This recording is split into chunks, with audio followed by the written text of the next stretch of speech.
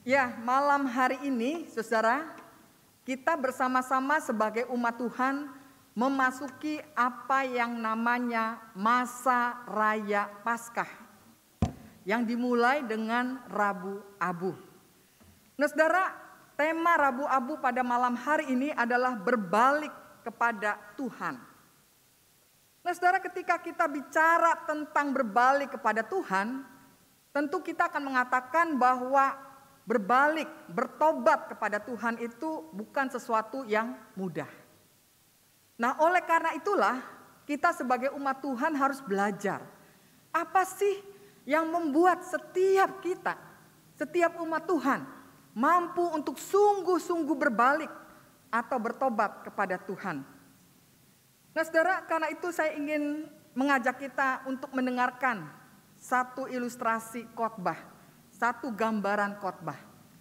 Nah, saudara, ilustrasinya ini tentang sebuah tradisi unik sebenarnya yang terjadi atau yang dilakukan oleh pasukan Romawi.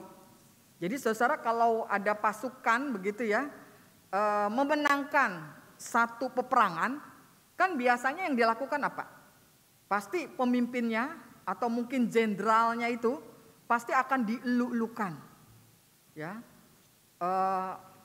artinya pasukannya itu akan mengelu-elukan dan memuji-muji para jenderal ini atau pemimpin-pemimpinnya itu. Nah, kalau kita memperhatikan apa yang terjadi dengan pasukan Romawi ini unik, saudara. Kenapa unik? Ketika mereka menaklukkan sebuah kota, yaitu mereka akan memasuki kota itu, maka yang terjadi akan ada sebuah parade. Nah, parade itu, saudara, adalah barisan pasukan yang lengkap dengan segala senjata-senjata mereka, dan barisan dari pasukan ini kemudian akan menyampaikan kata-kata, ungkapan-ungkapan ya, yang di dalam bahasa Latin itu adalah memento mori. Memento mori, memento mori gitu ya. Nah, apa arti dari memento mori, saudara? Artinya adalah ingatlah akan hari kematianmu. Ini unik ya. Biasanya orang kan kalau ada kemenangan parade pasti mungkin mengucapkannya hidup sang jenderal mungkin ya gitu ya. Hidup pemimpin kita misalnya gitu. Tapi justru yang diteriakan itu adalah memento mori. Ingatlah akan hari kematianmu justru di saat kemenangan puncak yang mereka raih. Nah, saudara, teriakan memento mori ini yang artinya adalah ingatlah hari kematianmu itu sebenarnya memang tidak lazim. Tetapi melalui tradisi itu justru diharapkan siapapun pemimpinnya, siapapun jenderalnya yang bisa memenangkan perang, mereka harus menyadari keberadaan mereka supaya mereka tidak lupa diri di saat kemenangan itu justru mereka raih. Kenapa? Karena pada dasarnya yang namanya kemenangan setiap orang itu, kegemilangan apapun itu, saudara, sebenarnya itu kan hal yang fana. Itu sesuatu yang memang kita akan cari, kejar, raih sekuat tenaga gitu ya. Tapi ujungnya apa? Apa yang akan didapatkan itu adalah hal yang fana. Nah, karena itulah memento mori ini mengingatkan sebenarnya setiap orang, bahkan termasuk kita. Justru di setiap apapun yang kita capai dalam hidup ini dengan jerih lelah perjuangan yang luar biasa untuk meraihnya, kita harus ingat bahwa dengan mengingat kematian, kita menyadari apa yang diraih itu pada akhirnya akan tamat juga. Oleh karena itulah kematian mengingatkan kita bagaimana kita harus mengisi waktu yang terbatas ini untuk meraih kehidupan yang seturut dengan kehendak Tuhan. Nah, itulah sebabnya saudara, kalau pada malam hari ini kita sebagai jemaat Tuhan, sebagai gereja reformasi, kita diingatkan kembali lewat Rabu Abu ini siapa kita sebenarnya. Bahwa kita ini adalah manusia-manusia yang fana. Karena sehebat-hebatnya kita Segala apapun yang kita raih lewat kekayaan, lewat harta, dengan segala kekuasaan, kehebatan intelektual kita, dan apapun yang kita perjuangkan dan kita dapatkan, pada akhirnya kita akan sampai kepada apa yang disebut dengan titik tamat. Dan ketika itulah kita sadar kita hanya debu, tanah, abu yang tidak ada apa-apanya. Dan yang tertinggal apa? Ada tetap yang tertinggal Bapak Ibu. Yang tertinggal itu adalah kenangan hidup kita. Apakah hidup kita ini saudara-saudara di tempat kita masing-masing, di posisi kita masing-masing, kita bisa menjadi inspirasi dalam hidup ini. Sebab apa artinya kita memiliki umur yang panjang, segala kekayaan yang berlimpah, segala kuasa yang kita miliki, kalau hidup kita justru mendatangkan trouble, persoalan, pergumulan, bukan saja pada diri kita sendiri ya, tapi pada lingkungan, pada kehidupan yang Tuhan anugerahkan di dalam diri kita. Itulah sebabnya saudara, setiap waktu kita harus melihat ke dalam diri kita, introspeksi diri kita. Apa yang sudah kita lakukan dalam perjalanan hidup ini? Kitab Yoel di dalam Yoel 2 ayat 13 mengatakan, koyakanlah hatimu, jangan pakaianmu. Kata koyakanlah hatimu ini adalah sesuatu yang mengajak kita melihat bukan saja apa yang di luar, justru apa yang ada di dalam diri kita, yang tersembunyi, yang mudah kita poles, yang mudah kita membuat sandiwara di luar. Tapi Tuhan justru melihat hati. Oleh karena itulah, setiap perbuatan-perbuatan apapun jangan kita lakukan hanya karena kebiasaan. Hanya karena untuk melakukan kewajiban atau peraturan agama atau apapun. Sebab semua itu sesuatu yang sungguh tidak disukai Tuhan. Tuhan menghadirkan kita di dalam dunia dengan kasih-Nya, dengan pengampunan-Nya. Justru karena Tuhan menginginkan kita hadir sebagaimana Tuhan menciptakan kita dengan kasih-Nya. Tuhan tahu kok seberapa mampu, seberapa kuat diri kita menjalani kehidupan ini dengan tantangan, godaan-godaan yang ada di dalamnya. Jadi untuk apa kita begitu capek, lelah, memoles kehidupan ini dengan sebagus-bagusnya, sehebat-hebatnya. Padahal bukan itu yang Tuhan minta. Itulah sebabnya saudara, apa yang dikatakan Nabi Yoel ini juga apa yang dikatakan Tuhan Yesus.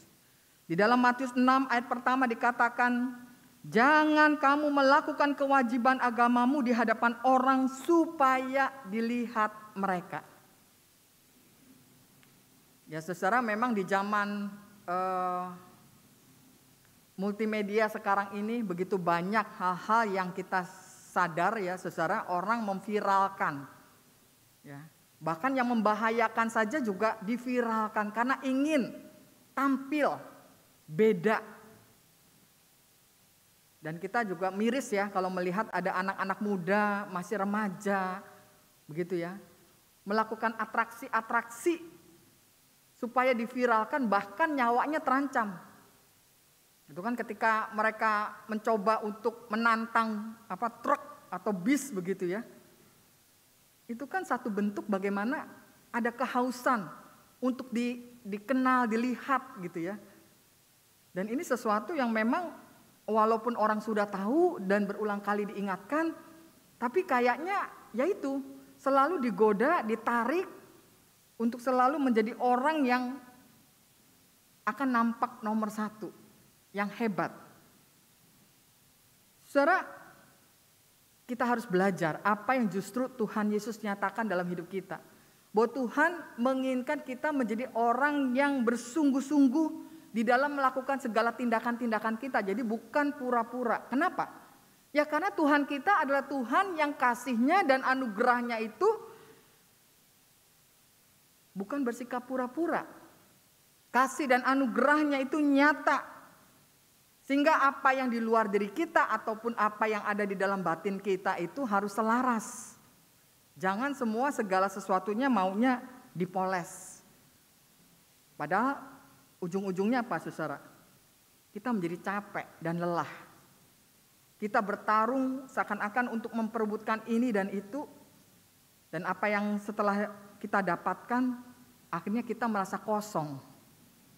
Nah, karena itulah segala perbuatan yang dinyatakan Allah di dalam hidup kita mengajak kita sekalian untuk ada di dalam bukan penyesalan gitu ya. Kalau hanya menyesal nggak cukup. Tetapi harus ada di dalam pertobatan.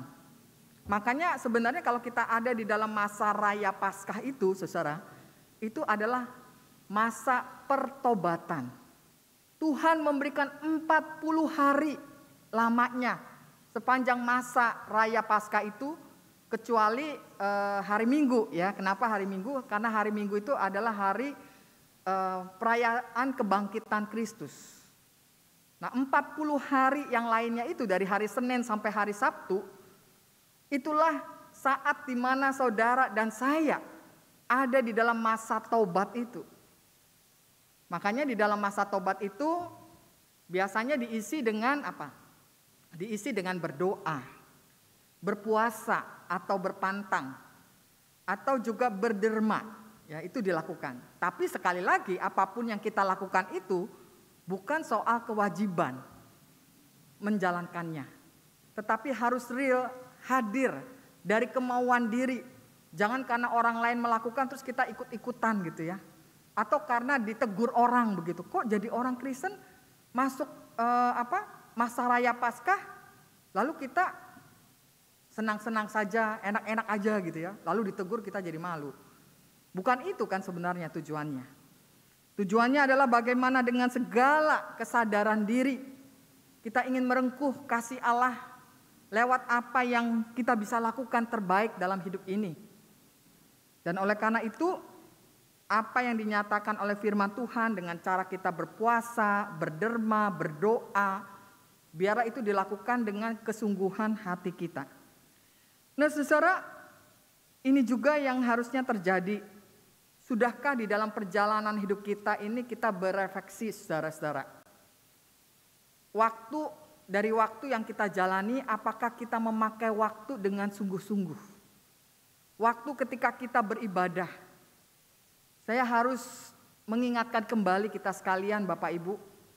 Sebenarnya ketika kita dulu ada di dalam masa pandemi, sulitnya kita berjumpa satu dengan yang lain. Dan kita bertanya, kapan sih pandemi ini berakhir? Kan sebenarnya masa pandemi itu justru adalah masa yang sangat baik untuk kita sama-sama melihat kembali perjalanan hidup kita. Paling tidak nggak usah jauh-jauh dalam beribadah. Sudahkah kita beribadah dengan kesungguhan? Sedang apa ketika kita ada di dalam ibadah? Apakah kita menjadi terbiasa untuk terlambat? Apakah kita menjadi terbiasa memakai gadget kita di dalam ibadah? Seakan-akan sekarang juga masa pandemi kan memang justru kita ibadahnya lewat gadget. Gitu ya. Jadi di gereja pun sekarang kayaknya ya enak-enak aja orang melakukan itu. Padahal sekali lagi, saudara, ibadah adalah sesuatu yang memang kita khususkan dengan kesadaran diri bahwa kita ingin memuliakan Tuhan, merayakan kemenangan iman kita di dalam ibadah itu. Atau juga di dalam perbuatan-perbuatan sehari-hari kita, ketika kita ada di dalam kehidupan bersama-sama dengan orang-orang yang ada di sekitar kita, dengan suami, istri, anak-anak kita. Apa yang kita ingin lakukan nih di masa taubat ini? Atau masa taubat ini ya udah berlalu begitu saja gitu ya. Mari Bapak Ibu, jangan sia-siakan waktu yang terbatas ini. Ayo lakukan sesuatu yang mungkin kita masih bisa lakukan dan kita katakan saya ingin berkomitmen Tuhan. Nyatakan itu dengan kesungguhan. Mungkin kita bisa menangis gitu ya meminta itu. Bukan hanya meminta sesuatu yang kayaknya kita tunggu-tunggu kok enggak hadir-hadir terus kita nangis gitu ya. Tapi mari kita coba bagaimana kita menyesal dengan penuh kesungguhan di hadapan Tuhan, ingin melakukan sesuatu yang memang kita ingin memuliakan Tuhan lewat segala tingkah laku kita. Memang sangat sukar, pasti sangat sukar. Tapi kita harus percaya Bapak Ibu, bahwa ketika kita punya keinginan yang sungguh-sungguh, maka Roh Kudus Tuhan itu tidak akan pernah meninggalkan kita. Artinya, setiap apapun yang kita ingin perjuangkan dalam kesetiaan dan kesungguhan itu akan dilihat oleh Allah. Nah, oleh karena itu kita ingin belajar bukan dengan kekuatan kita. Rasanya pertobatan dengan kekuatan sendiri tidak akan mungkin bisa kita capai. Tapi mari dengan segala keberadaan kita di hadapan Tuhan, kita mau datang sungguh-sungguh kepadanya, berbalik kepadanya, dan kembali melihat diri kita untuk dibersihkan, disempurnakan, diperbaharui di dalam Tuhan. Sehingga masa tobat yang kita lewati selama 40 hari ini menjadi masa pendewasaan spiritualitas kita untuk Tuhan, tetapi juga menjadi berkat bagi sesama kita. Amin.